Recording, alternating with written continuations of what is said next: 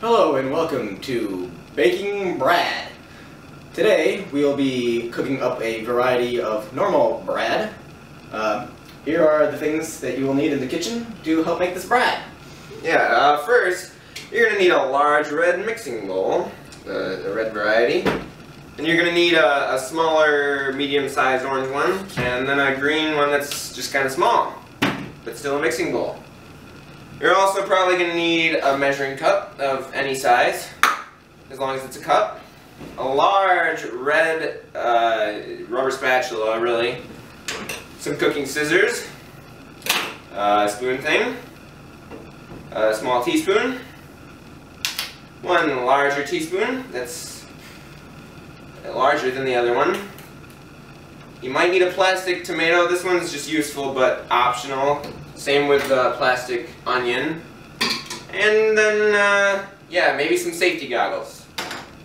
Also, never forget your trusty cutting board. This is vital to anything that you do in the kitchen. You'll need some other stuff too, and we'll get to that later. So, any other comments before we get started?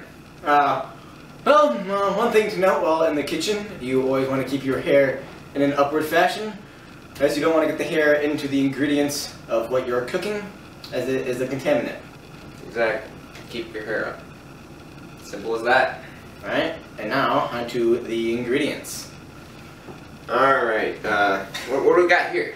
What is this? Well, you see, first of all, we got 5 teaspoons of sugar. Okay, You know, a valuable ingredient. very. Over here, we got a couple teaspoons of salt. A couple. Be sure to remember that. I think it's, 2 or 3. Yeah, you don't want too much or too little though. Yeah, you gotta get it right. Depending on Don't how much get those salt mixed you up. want. We got 2 more empty bowls, just in case we ever need to add anything to the bowls. Probably will. Right here. Is that cheese? No. It says Ghost. R-S-B-E-C. No. It's definitely, I think it's butter. Yeah, it's butter. All right. 2 We need some butter. 2 tablespoons of butter. Okay. Alright, over here, you see we have some yeast. This is dry yeast, not the wet kind. Yeah. I prefer the dry. It's just dry. It just makes better bread, really. We got a big container of flour. We need a lot of that. Be careful, that gets pretty messy. Yeah. And then we'll need a 1/4 cup of milk. I think we got that, man. Alright. What's this, though? Alright, you're gonna need some of this, too. Alright, and just for later on, you're probably gonna need a towel. Always have your towel just standing by, or laying by, however you need it, but just don't let it get out of your sight. So, alright, let's get started. Let's do this. Alright, first you're gonna need to fill your orange bowl with warm water.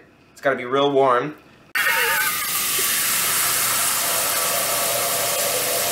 And then what we're going to do is we're going to take that and we're just going to pour it straight into the red one. Yep. Alright, so now you've got a red bowl slightly less full of warm water, and an orange bowl that's kind of wet and warm. Alright.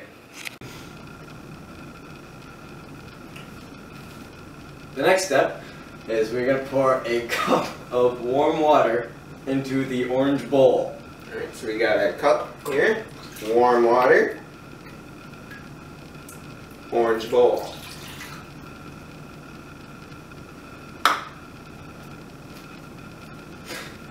The next step is to take the yeast. Little packet looks like this. Maybe different. I'm not expert on yeast, so you gotta follow the directions on the yeast packet. Let's see what ours is. Step 1: pour yeast into warm water. Stir. All right. This is where the scissors come in handy, as we can cut open the packet.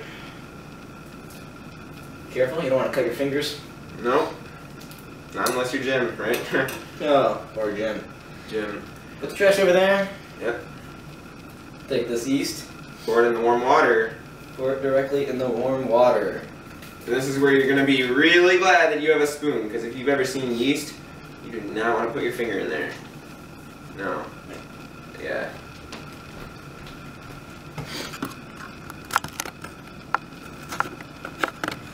We gotta be able to have a shot of stirring this bad boy.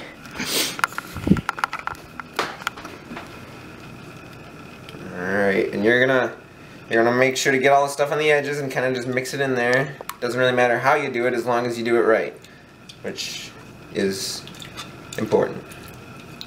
You just kind of like move that spoon around. Some people call it stirring, some people call it stirring, most people call it stirring actually. And yeah. Alright, there we go.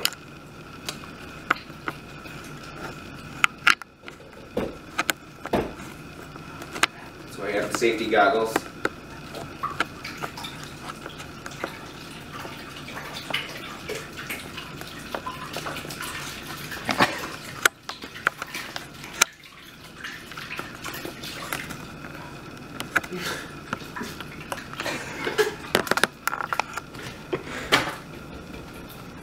I couldn't have shut it off. I was like, we're gonna cut it and this is just got this.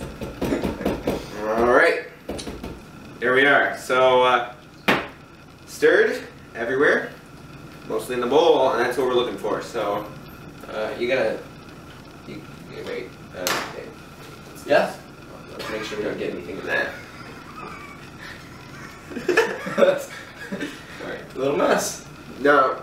It's all part of the break. So, alright, next, what we're gonna do is we're gonna do the next step.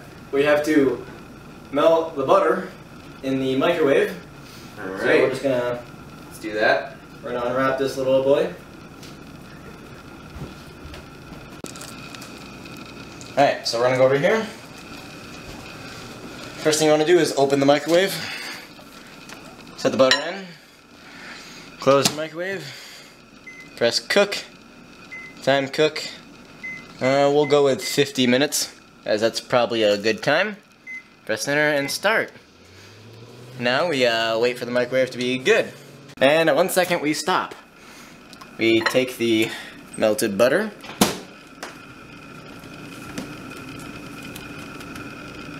Yeah, that butter looks good and melted, just how we want it. Just how I like it too. Exactly. Alright, we're not going to add the butter and pour it into the tannish liquid that is the yeast and water. Nasty looking soup stuff, so you pour it into that bowl and you know you're doing it right. Alright, now we can add the milk, 4th cup. Yep. Alright. You gotta do that right, guys. Key. Now, right here, we have 5 teaspoons of sugar. We're gonna add this. Make sure you add this before the salt, as it does make a difference. Wait. Oh! Right on. Was that the salt? Hey, oh man. Doesn't really matter anyway. Alright. Alright. Okay. Now we have 1 teaspoon of salt. Or maybe 2, I don't remember what was it. That's definitely 1. It's like a couple, I think. We're gonna pour that in there. Yep.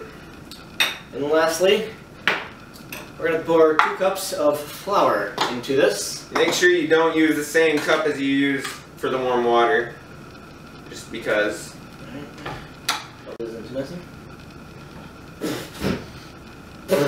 Alright, sorry, it's a little it's a little messy. Okay. Okay. Watch out. Flour will get everywhere no matter what. Right, we're really careful. That's 1. Alright, now we're gonna cut it. And now for the 2nd cup of flour. You gotta be a little careful here, as it can get a little messy in the kitchen at this point. Flour tends to get everywhere. You gotta remember, we're professionals, and as you can see, there's still flour everywhere. So if you've got kids in the kitchen, run them out. Hide them, otherwise you'll have this going on. It'll get in your eyes. I'm allergic to this stuff too. Yeah. But you know, if you have a flour allergy, that's when you might want to start wearing these. Otherwise, we'll break those out later when it gets real crazy. So, safety goggles are key. Very important. We have to stir all of this in. We got our handy dandy stirrer in plastic. Yeah, it's rubber and it's So, you know, I'm just gonna. So at this moment, you're gonna want to be stirring it in. It's gonna be nice and tan and get nice and thick. You're also at this point gonna want to add 1/4 of a cup of flour. Every minute or so while you stir, you know, you want to start getting thicker as time goes by. And you want to keep pouring this flour in until it equals about 3 cups. 2 cups for this, as we already poured a full cup in.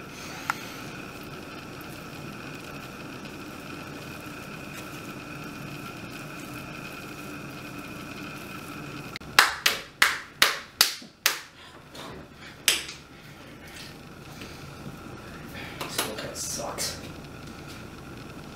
Just keep stirring. It takes a while. And it works great. And add some more on.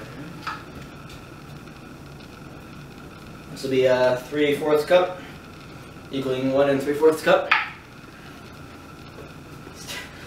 Stir that bad boy good. Stir 'em. Stir 'em. Stir 'em. Keep stirring. All right. All right. Yep, we got it. We're just gonna move this out of the way. That's called a hassle. I'm missing this dough stuck on my fingers. Pretty crappy. Get it off. That's what happens when you get a plastic. Just mix it with your hands, you know. All right. Yeah, you can actually at this point, when you got the spoon and it's being done, you just kind of get in there and you just mix it around with your hands. Remember, wash them. I did just now, and you didn't even notice. So. Alright. Looks good. Very good. This is exactly how you want it to look at this point.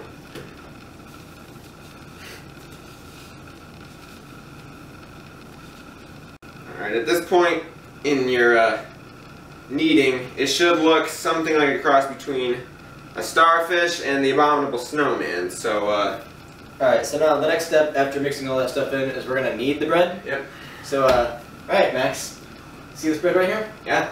You want it? Yeah, I want it. You want it? Yeah, but do you need it? I need it. Oh, perfect. Alright. Well, the next thing we're going to do is we have to knead the bread. Yep, we gotta knead it. Alright. Max, would you do the honors of kneading the bread? Yep, I will knead this bread.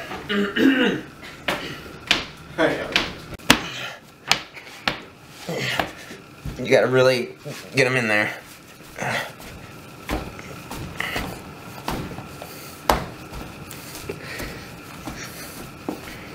Right. The best way to knead this bread is to just smack it down and show them who's the man.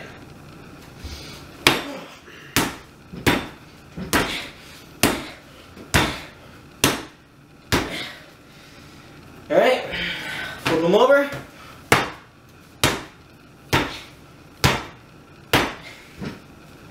And then you just keep balling it up. And you just keep doing that until either you or the Brad just can't handle it anymore. You bet. Good thing we've got 2 of us here. Alright, this next step is a real crucial one. Right now it looks like this Brad is showing us he's the boss. But we can't let him keep doing this.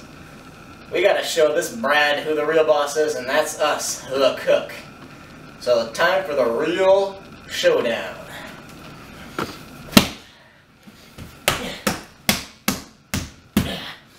Alright.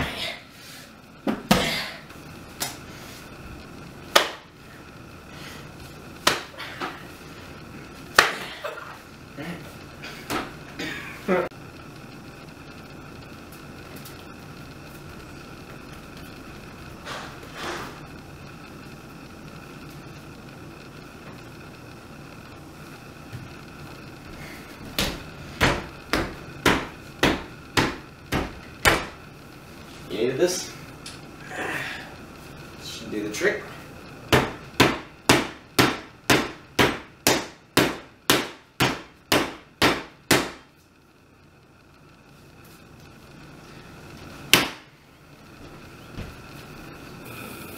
I'm a big fan of making sure the flour is in the correct orientation on the table. Takes a little practice, but I went to culinary school, so I know what I'm doing.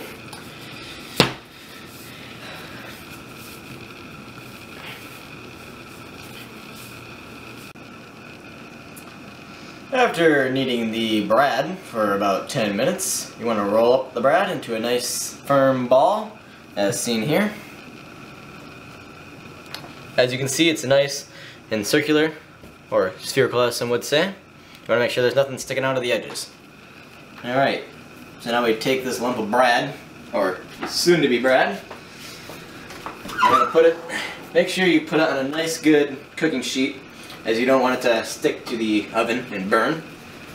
So we're just gonna stick it in here and close it. Now we're gonna cook this bad Brad for about 30 minutes. Alright, now we wait. Next, we will pull the bread out of the oven. At this moment, it may look a little bit like a rock, as it's still a little hard, but that'll be better once we slice it up. So we'll slide it over here, and we're gonna go get our bread knife. Right. Now we're gonna pull out our Brad knife to cut the Brad. And it's at this stage that the point where it looked like a rock, after cutting, will start looking like some normal Brad for once. So it's gonna take a while to cut this, because I mean it's a lot of slices.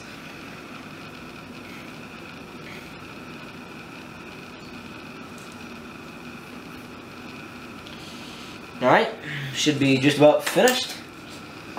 And as you can see, we have a nice loaf of Brad.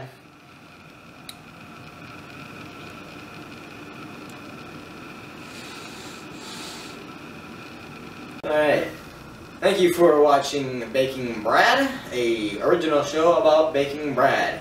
Please join us next time as we bake some more bread.